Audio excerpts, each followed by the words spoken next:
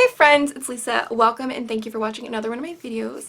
So today I have my wax and candle empties for January of 2020. I did not make a candle picks video for January because I was just kind of grabbing stuff as it was.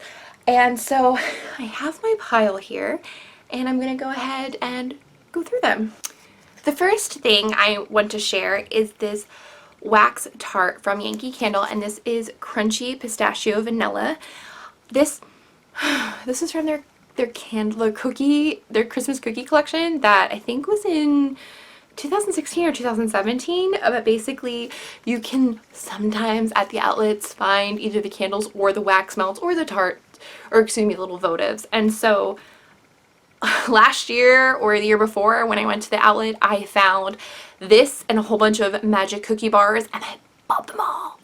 I will take them home with me and they will be mine and no one else will have them. So basically, I melted one of these and it was fabulous. I finished from Scentsy this Bonfire Beach.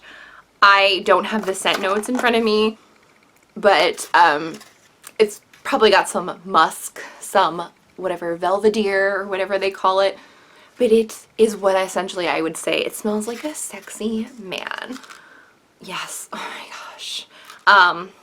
Yeah, so I finished this and it was quite nice. Next I have a candle that I did not burn, but I did go ahead and melt it, and it is from Bath and Body Works. So quick little caveat, side story, I forget what's the thing when you just kind of go off track for a second. So if you watch my candle videos, you know I hate 3 wicks from Bath and Body Works. I really do. I think they burn poorly. I think they're a waste of money. But I was there and before the Christmas season, and I was like, you know what? I'm going to give it another shot. So I did go ahead and I bought 2 different ones, and honestly, they both disappointed me. But the one I have in front of me right now is the New York Cherry Cheesecake. And I didn't even burn this one. I just put it straight in my candle crock. As you can see, the wicks have disappeared. And on cold, this smelled amazing, which is why I bought it. And I think in the beginning, it smelled really nice. But now it's just, I think honestly, all the scent is gone. And that's fine because I had it on the candle crock for hours. For multiple days, and now it just smells like plastic wax. So the next candle I have is a Bath and Body Works candle that did not disappoint, and that's because it is a 1 wick. I love my 1 wicks, and this is the Lavender Vanilla 1 wick, and basically this was exactly that. It was vanilla, it was lavender, it was super chill. I had it on my bookshelf next to my bed, and I would light it for a couple hours before I went to bed, and when I came in, it was so calming and so serene, and it just really helped put me in that place, especially because January was a tough month and I needed that little extra help sometimes to go to bed. So I really enjoyed this candle and I highly recommend it. The next candle I have is from Country Candle, which is from Kringle, and this is gray. And so I started burning this a long time ago, probably in November maybe.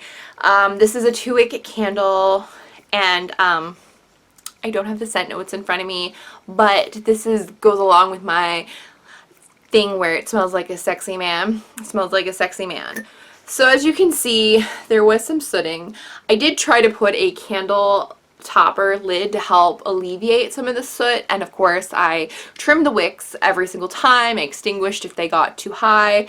But basically when it got about, I would say halfway, it just started to smell like that kerosene burnt. It wasn't smelling like the good candle that I purchased and that I was really in love with, but it was just kind of a struggle. So I stopped burning it, and then for the last portion of it, I did put it on the candle crock. I'm not sure if you can see, but the wicks are actually over on this side. It's very hard to see, but you can tell there's still oils and stuff in this candle. It it smells burnt. It doesn't smell like the scent that it originally was. My favorite candle that I burned in January, that I would recommend again, is from Yankee Candle, and this is actually from their Elevation collection, which I don't really get the Elevation collection. So here's the candle. It's Velvet Woods. But basically, their Elevation candle is like, look at the sleek, modern design. This is perfect if you don't want that country jar. But basically, their whole thing is that you can take the lid, it has the instructions right on here, but the lid is made to fit inside of the bottom.